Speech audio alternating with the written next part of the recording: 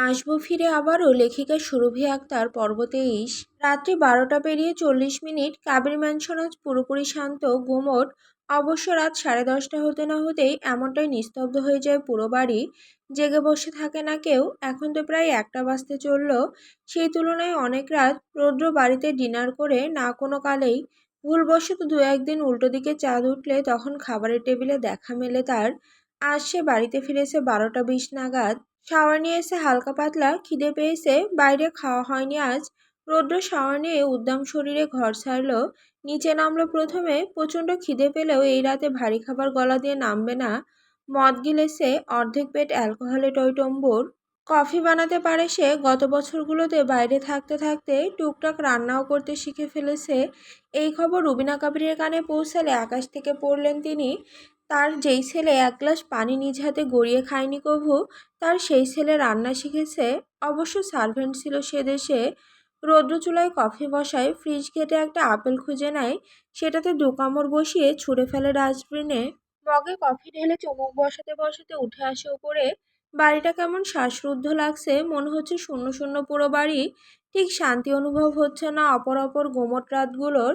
এই রাতে কেউ জেগে নেই, সেজন্যই হয়তো রৌদ্র নিজের ঘরের পথে এগোলো না, থামলো মাঝপথে। করিডোরের মাঝে মেঘার ঘর। তার এক পাশে শুভ্র, অন্য পাশে আদ্রের ঘর।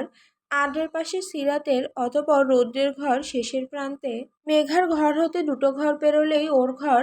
রৌদ্র রোজকার নাই থামে মেঘার ঘরের সামনে। বেখেয়ালি হয়ে কফিতে চুমুক বসিয়ে চাপ প্রয়োগ করে দরজায়। ওই ইডিয়েট অবাধ্য হলেও এবেলায় বাধ্যতা দেখিয়েছে। এই নিয়ে বেশ প্রসন্ন রৌদ্র। এক কথায় মেঘা দরজা খোলা রেখে ঘুমানোটা বেশ মনে ধরেছে ওর। দরজা ঠেললেও আজ সাত সাত দরজা খুলল না। কপাল কুঁচকে ফেলল রৌদ্র। নজর বাইরে সিটকিনি দিকে যাওয়া মাত্রই কুঁচকানো কপাল তীক্ষ্ণ হলো। বাইরে থেকে সিটকিনি লাগানো কেন? ওরা দুটোতে ভেতরে, তাহলে বাইরে থেকে দরজা আটকালো কে? রৌদ্র ভেবে পায় না।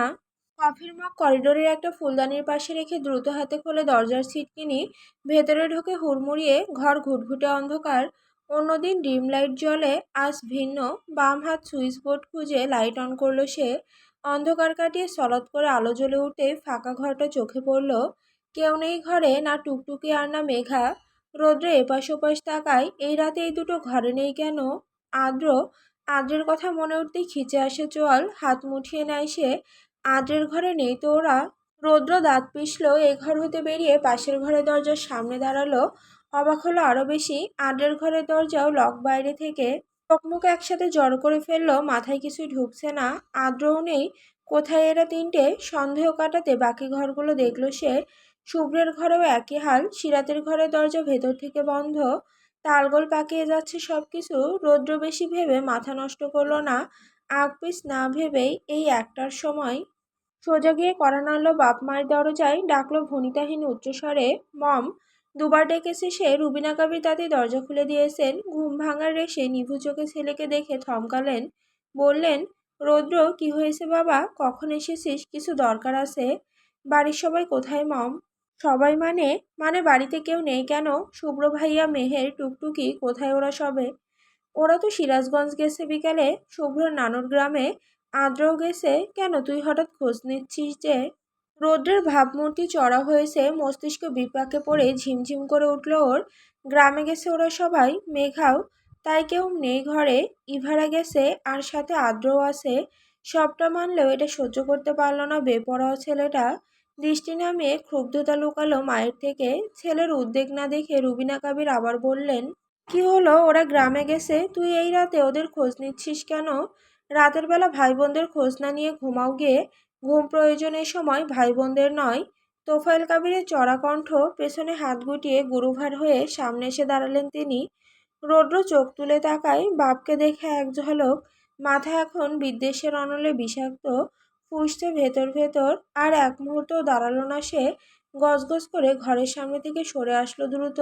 তোফায়েল কাবির চক্ষু আড়াল না হওয়া অবধি ছেলেকে পরখ করলেন। হাঁপ ছেড়ে বললেন, তোমার ছেলের বুক ফাটবে, তবু মুখ ফুটবে না?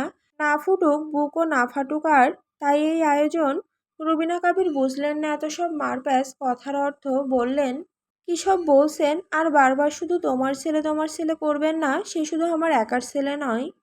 নবভোরের সূচনা। গ্রামের সকালটা অন্যরকম, শহরের তুলনায় একেবারে আলাদা। যেখানে শহরের সকাল শুরু হয় গাড়ি বাড়ি যান্ত্রিক ব্যস্ততা নিয়ে, সেখানে গ্রামের সকাল শুরু হয় প্রকৃতির কোলাহলে। গ্রামে ভোর ভোর ঘুম থেকে উঠে পড়ে সবাই। শুভ্রর নানু বাড়িটা গ্রামের ঠিক মাঝামাঝি। ও নানু ছিলেন এই গ্রামের চেয়ারম্যান, সেই থেকে এই বাড়িটা চেয়ারম্যান বাড়ি নামে পরিচিত।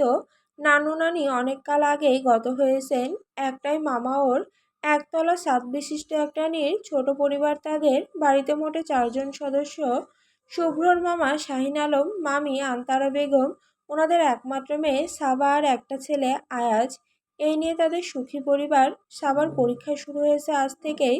সেই ভোর 6টার আগে ঘুম থেকে উঠে পড়েছে মেয়েটা। তখন থেকে লাগাতার পড়ছে। পরীক্ষা শুরু 9টার দিকে।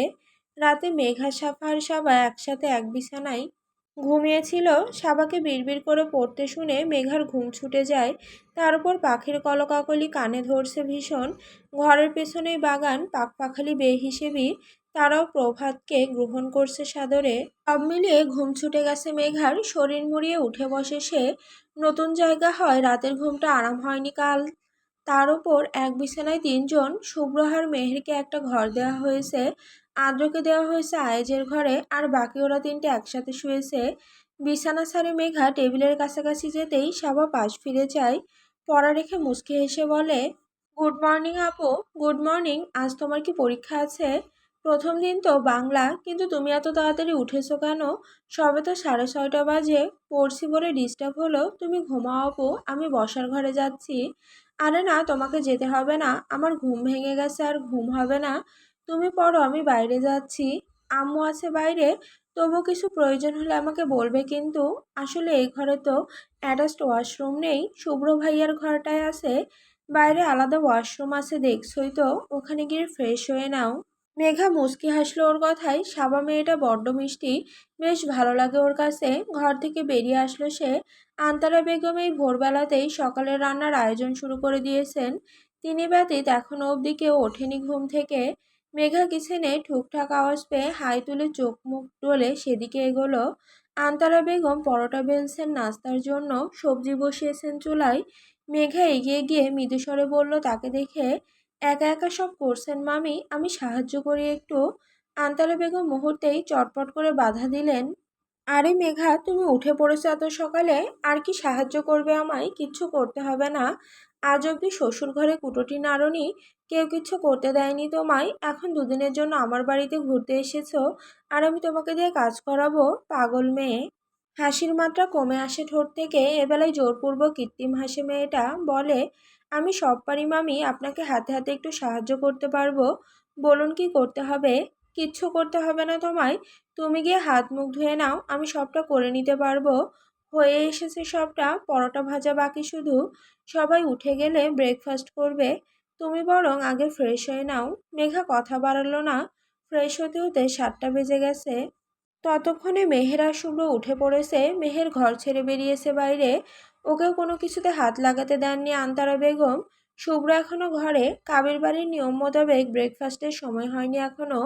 এই সকালে খাবার তৈরি হলেও অভ্যাসবশত গলা দিয়ে নামবে না সময়ের আগে। কফি বসালেন আন্তারা বেগম।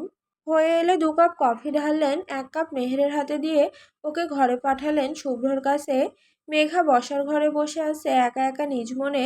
আন্তারা বেগম কিচেন থেকে বেরিয়ে এসে অন্য কাপ কফি মেঘার দিকে বাড়িয়ে দিয়ে বললেন, মেঘা, তুমি বরং কফিটা রৌদ্রের ঘরে গিয়ে দিয়ে এসো।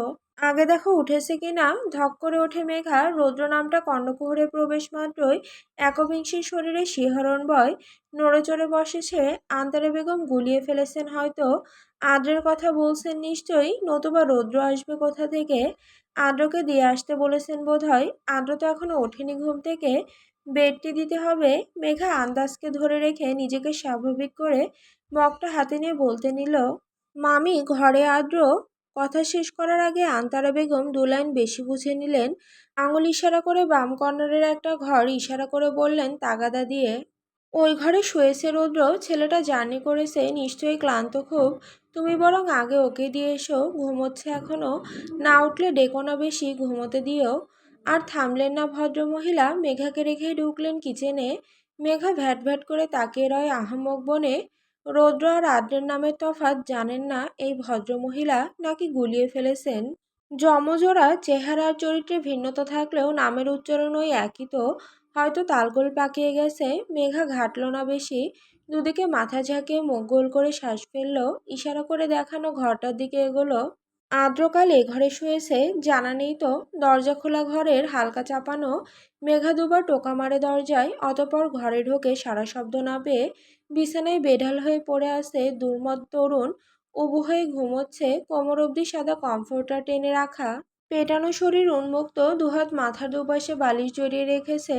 সুঠাম বাহু বেশি দৃশ্যমান, বলিষ্ঠ বাহু বেঁধে মাংসপেশি ঠিকরে বেরোনোর দশা। উবু হয়ে মুখ ফিরিয়ে শুয়ে থাকায় মুখশ্রী বোঝায় জো নেই। মেঘা ঘরের ভেতর পা বাড়িয়েই থমকেছে আকস্মিক। আদ্রকে সে বরাবর ভাইয়া হিসেবেই দেখে এসেছে। আজ আকস্মিক কেমন অদ্ভুত লাগলো। দ্রুত নিজের অবাধ্য চোখ সামলে নিল সে, নিজেকে ধিক্কার জানিয়ে জিভে কামড় বসালো। এগিয়ে গিয়ে কফির মগ রাখলো বেডসাইড টেবিলের ওপর, ডাকলো, ভাইয়া কফি এনেছি, উঠবে না? 7টা পেরিয়ে গেছে, ওঠো এবার। শুয়ে থাকা লোকটা নীরব, নড়ল না। মেঘা আবার ডাকে, ভাইয়া ওঠো, ঠান্ডা হয়ে যাচ্ছে কফি। সেই জন অনড়। আন্তারা বেগম জোরপূর্বক ডাকতে নিষেধ করেছেন, মেঘা তাই মানল। এমনিতেও এত সকালে উঠেই বা কী করবে, ও নিজেও বোর হচ্ছে এই সকালে একা একা। মেঘার ডাকলো না, সরে আসতে আসতে বলল, আচ্ছা উঠতে হবে না, ঘুমাও। মেয়েটা সবে এক কদম বাড়িয়েছে, দ্বিতীয় কদম বাড়ানোর আগে বাম হাতের কবজিতে খড়খড়ে একটা হাতের বাঁধন অনুভব করলো। টান পড়ল হাতে, পুরুষালী স্পর্শে আচমকায় ঝাঁকুনি দিয়ে ওঠে একবিংশির অনুচ্চ তনু। ঝট করে পিছু ফিরে যায় মেঘা, কম্পিত গলায় বুলি ফোটানোর আগেই ঘুমন্ত যুবকের নড়চড় ঠাহরে আসে। মাথাটা একটু তুলে ডান দিক থেকে বাম দিকে মুখ ফেরায় যুবক। অমনি বিশাল ঝটকা খায় মেঘা। সামনের জন অনাকাঙ্ক্ষিত, অপ্রত্যাশিত। চেনা তবে বড্ড অচেনা। মেঘার শরীরে এক মুহূর্তে বিদ্যুৎ বয়ে যায়। আদ্রের জায়গায় সেই বেপরোয়া অবাধ্য লোকটাকে দেখে জমে যায় মেয়েটা, থমকায় শ্বাস। মুখ বনে চেয়ে রয় অবিশ্বাস্য নয়নে। কিছু মুহূর্ত পর রৌদ্র ঘুমে কাতর অক্ষি যুগল পিটপিট করে তাকানো মাত্রই মেঘা পলক ফেলে। সকাল সকাল চোখ মেলেই মুখ সম্মুখে আপন রমণীর নির্ভেজাল গাঠনিক সৌন্দর্য নজরে পড়তেই ওষ্ঠপিষে ফিসেল হাসে রৌদ্র। চোখ নেভায় অবসন্নতায়। সেকেন্ড দুয়েক বাদ পাপড়ি মেলে ঘুমের ঘরে হাসকি টোনে বলে, গুড মর্নিং সানি। লোকটার কণ্ঠে পুরোপুরি সম্বিত ফিরে পায় মেঘা। ঘন পলক ফেলে অবিশ্বাস দূর করে, এটা ভ্রম নয়। কিন্তু বাস্তব হলো কি করে? কখন আসলো এই লোক? আদ্রের জায়গায় ইনি কেন? এজন্যই তাহলে আন্তারা বেগম রৌদ্রের নাম নিয়েছিলেন। তার মানে তালগোল তিনি পাকাননি, পাকিয়েছে মেঘা নিজেই। ঢোক গেলে মেয়েটা অধর ভিজিয়ে হাত মুছড়ে মিনমিন করে, আপনি এখানে? তোর কাছে। কিন্তু আপনি এখানে কি করে? কখন? মাথায় একটু হাত বুলিয়ে দিবি, আরাম পাচ্ছি না, ঘুম হয়নি সারা রাত। চোখে ঘুম থাকলেও কিছুতেই ঘুমাতে পারছি না। তোর স্পর্শে ঘুমাবো এখন একটু, অল্প করে হলেও। সযত্নে হাত বুলিয়ে দিয়ে চুলের ভাঁজে। মেঘার প্রশ্নের বিপরীতে রৌদ্রের শান্ত শীতল চাহনা। কোমল সুরে তাহার প্রথম আবদার। মেঘা কেমন কাঁপে বারংবার, সবটা গুলিয়ে যাচ্ছে আবার। লোকটা চোখ বুজে নিয়েছে, ঘুমে তলিয়ে যেতে চাইছে বোধহয়।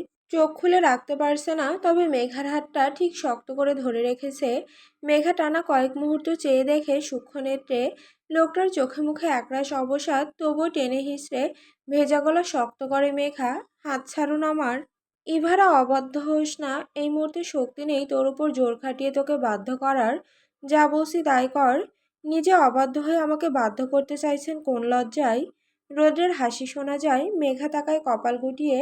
লোকটা সেই পরিশ্রান্তিতে চোখ বুজে রয়েছে, যেন কত স্থির নিষ্পাপ লাগছে এবেলায়। অবাধ্য ছেলের অবাধ্য বউ, ব্যাপারটা মন্দ নয়। এটুকুনি বলে মেঘাকে বিস্মিত করে ওর হাত ছাড়ল রৌদ্র।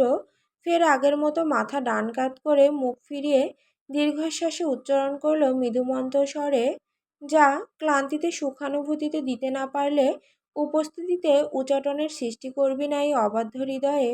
বড্ড জ্বালাচ্ছিস একেই, ডিস্টার্ব করবি না এখন আর, ঘুমাবো আমি।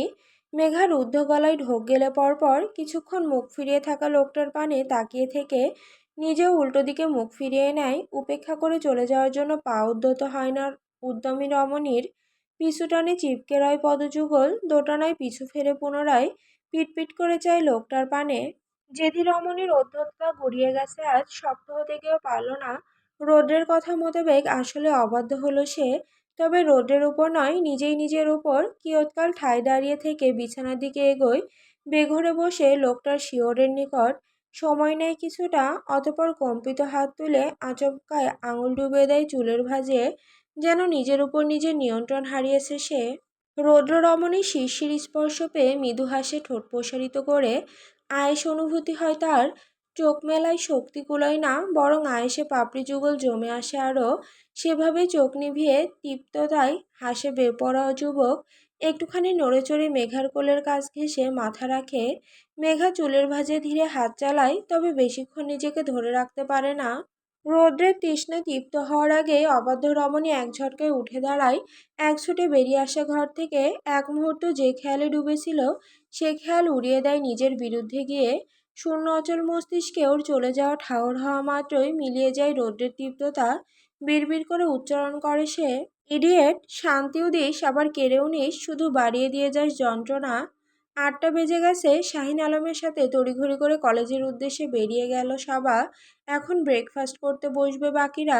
আন্তারা বেগম টেবিলে নাস্তা রেডি করে সবাইকে ডাকলেন। আদ্র উঠে পড়েছে এর মধ্যেই। একসাথে খেতে বসতেই আন্তারা বেগম মুখ খুললেন মেঘার উদ্দেশ্যে। মেঘা, রৌদ্র উঠবে না, খাবে না এখন, এখনো ঘুমোচ্ছে। চকিতে চাইল বাকিরা। মেঘা চোখ নামিয়ে রেখেছে। রৌদ্রের আসার ব্যাপারে এখনো কেউ অবগত নয়। শুভ্র না বুঝে শুধালো, রৌদ্র মানে? রৌদ্রের কথা বলছি। রৌদ্র এসেছে? আদ্রের সন্দিহান হতবাক প্রশ্ন। হ্যাঁ, ছেলেটা মাঝরাতে এসেছে। ওকে রেখে এসেছিলে কেন তোমরা? সেই 3:30-র সময় এতটা পথ পেরিয়ে বাইকে করে এসেছে ও। কতটা রাত হয়েছিল বলো তখন? ওই রাতে একা একা এসেছে ছেলেটা। আমি তো ওকে দেখে অবাক। আদ্র শুভ্র একে অপরের দিকে চাওয়াচাওয়ি করে। মেঘা কথা এড়িয়ে খাচ্ছে। আদ্র সম্পূর্ণ দৃষ্টিতে তাকালো মেঘার দিকে। মেঘাও জানে। চোখ শুরু করে ওকে পরখ করে বলল, মেঘ, রুডি কখন এসেছে জানিস তুই? না না, মেঘাও তো জানতো না। তোমরা ঘুমোচ্ছিলে দেখে ডাকিনি সে সময়। আজ সকালে মেঘা কফি দিতে গিয়ে রৌদ্রকে দেখেছে। আন্তারা বেগম এটুকুনি বলে কিচেনের দিকে এগোলেন। সাফা পরোটা চিবিয়ে বলে, রৌদ্র ভাইয়া সত্যি সত্যি এসেছে। এটাকে বরং আসবো ফিরে আবারও না বলে আসবো ফিরে বারবার বললে বেশ ভালো হবে, তাই না মেঘা? মেঘা কটমট করে তাকালো। অমনি চুপসে গেল বেচারি। ফোনের রিংটোন নিয়ে বারবার মেঘাকে খোঁচাচ্ছে ও। দুপুর গড়িয়েছে, রোদের ঝলকানি বেশ প্রখর। গরমও প্রচণ্ড, তবে রাত করে ঠান্ডা নামে। চেয়ারম্যান বাড়িটা পুরোপুরি গাছগাছালিতে ঘেরা। বিশাল এরিয়া জুড়ে ছাদ পেটানো ছোট একটা বাড়ি। বাড়ির উপর বিশাল বিশাল গাছ, পেছনের দিকটায় বাগান। নানান গাছ সেখানেও। গরম পড়লেও এত সব গাছের ছায়ায় বাড়িটা বেশ শীতল। উষ্ণতা বোঝার জো নেই। তীব্র সূর্যদহনকে রুখে দিয়েছে গাছগুলো। বাড়ির ডান পাশে প্রাচীরের বাইরে বিশাল পুকুর। শান বাঁধিয়ে ঘাট করা হয়েছে। ঘাটের দুপাশে দুটো বড় বড় আম গাছ, যার ছায়ায় ঘাটটা আবৃত। সাবা পরীক্ষা দিয়ে ফিরেছে সবে। ওকে ডিস্টার্ব না করে মেঘা আর সাফা মেহেরকে নিয়ে তিনজনাই বসেছে পুকুর পাড়ে। শুভ্র আর আদ্র বেরিয়েছিল। ওরা গেছে বাম দিকটায়। ছোটবেলায় ছুটি পেলে আসা হতো এই গ্রামে। পুরো গ্রাম নখদর্পণে আছে। এখন আর আসা হয় না। যে যার জীবন কাজবাজ নিয়ে ব্যস্ত এখন। দিগন্ত রেখা ছুঁয়ে সূর্যের তীর্যক রশ্মি গাছের পাতার ফাঁক গলিয়ে এসে পড়েছে পুকুরের পানির ওপর। হাওয়া বইছে মিঠে শিরশিরে। কোলাহল নেই কোনো, নিস্তব্ধ আশপাশ। মাঝে মাঝে পাখির ডাক কানে বাজছে। সাফা গল্প শোনাচ্ছে মেঘার মেহেরকে। ছোটবেলায় এই বাড়িতে এসে কি করতো না করতো সব বলছে। আনমনে শুনছে মেঘা। মেহেরও অনাগ্রহী। তেমন একটা ভালো লাগছে না এখানে এসে। তার উপর শুভ্রও নেই এই সময়। কোথায় গেল কে জানে। রৌদ্র ঘুমোচ্ছে এখনো। ওকে ঘুমন্ত রেখে ওরা বাইরে বেরিয়েছিল। এখন উঠে পড়েছে সে।